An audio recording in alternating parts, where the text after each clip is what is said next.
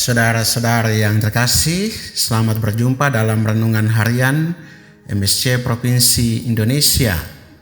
Pada kesempatan ini kita akan merenungkan tentang pengkhianatan Yudas. Yudas mengkhianati Yesus.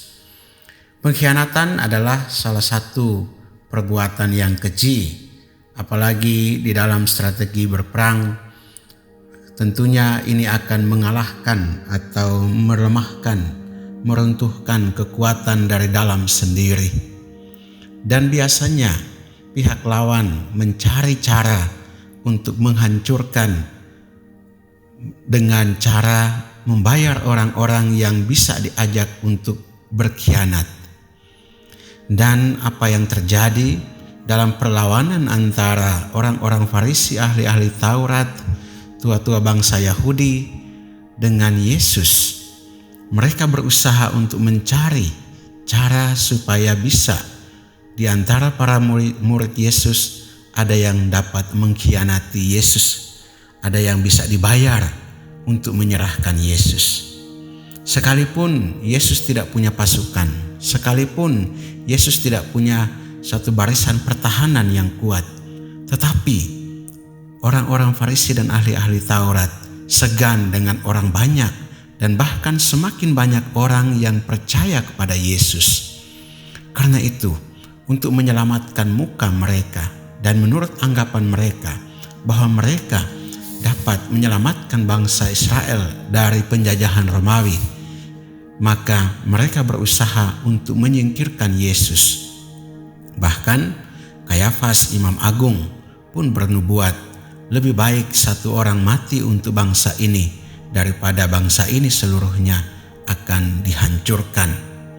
Saudara-saudara yang terkasih, apa yang menjadi upaya dari orang-orang Farisi dan ahli-ahli Taurat ternyata berhasil. Mereka akhirnya mendapatkan Yudas dan bernegosiasi dengan Yudas bagaimana caranya supaya Yudas dapat menyerahkan Yesus. Maka kesempatan yang baik segera tiba. Yudas pergi kepada imam-imam kepala dan ia berkata kepada mereka, "Apa yang hendak kamu berikan kepadaku supaya aku menyerahkan dia kepadamu?" Dan mereka membayar 30 uang perak kepada Yudas Iskariot. Dan sejak saat itu ia mencari kesempatan untuk menyerahkan Yesus. Saudara-saudara terkasih, 30 uang perak ini adalah satu jumlah yang oleh hukum Taurat ditentukan sebagai ganti rugi seorang budak yang dibunuh. Yesus dianggap sebagai seorang budak, seorang hamba yang pantas untuk dibunuh. Tetapi dengan predikat sebagai hamba, justru Yesus menggenapi nubuat Nabi Yesaya sebagai hamba Yahweh yang menderita. Dan saudara-saudara yang terkasih, dengan ini juga 30 sikal perak, satu harga yang dibayar untuk menyerahkan Yesus sebagai seorang budak atau seorang hamba. Dan kiranya ini sesuatu yang oleh Yudas Iskariot dianggap pantas, dan apalagi oleh imam-imam kepala, orang-orang Farisi dan ahli-ahli Taurat. Saudara-saudara yang terkasih, dalam persiapan untuk makan bersama dan bahkan dalam kesempatan makan Paskah bersama, di sana juga terdapat percakapan antara Yesus dengan murid-muridnya.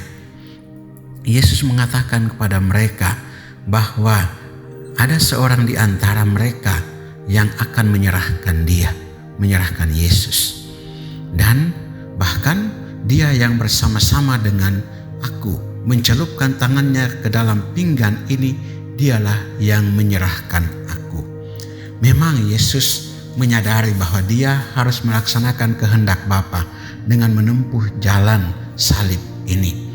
Tetapi dia mengatakan, celakalah orang itu, adalah lebih berguna bagi orang itu sekiranya ia tidak dilahirkan. Dan ketika itu Yudas menyadari dirinya dan dia katakan, "Bukan aku ya Rabi." Disitulah Yesus mengatakan, engkau telah mengatakannya. Saudara-saudara terkasih, di sekitar kita tentunya semakin banyak orang ataupun sedikit orang, ada saja orang-orang yang tidak puas, atau ada saja orang-orang yang mengambil kesempatan atau mengambil keuntungan dalam suatu relasi persahabatan atau dalam persekutuan kelompok-kelompok. Di situ ada orang yang tidak suka, ada orang yang iri hati atau kurang mendapat perhatian atau tidak memperoleh kesempatan apa-apa, atau bahkan dia kelihatan tampilnya begitu menawan, tampilnya begitu baik, tampilnya begitu menggugah, tapi hatinya penuh dengan rencana busuk.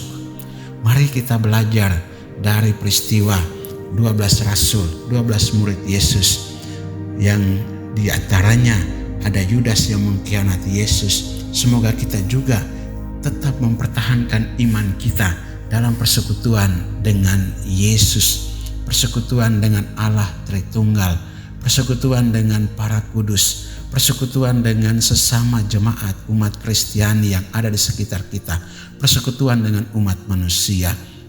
Kiranya kita berusaha untuk tidak menjadi pengkhianat satu di antara yang lain, tidak menyerahkan atau menjual saudara, sahabat, kenalan, atau anggota persekutuan, anggota kelompok kita, tidak menjatuhkan mereka dengan cara-cara yang tidak pantas. Mari kita saling mendukung, terutama apalagi di dalam situasi dan penderitaan. Kita bersama-sama saling mendukung untuk menemukan jalan yang terbaik, untuk menemukan kehendak Allah di dalam persekutuan kita, bukan dengan menyerahkan atau mengkhianati atau menjual, tetapi dengan saling memberikan masukan dan koreksi agar persekutuan kita di dunia ini berjalan utuh hingga persekutuan abadi di surga. Semoga demikian. Amin.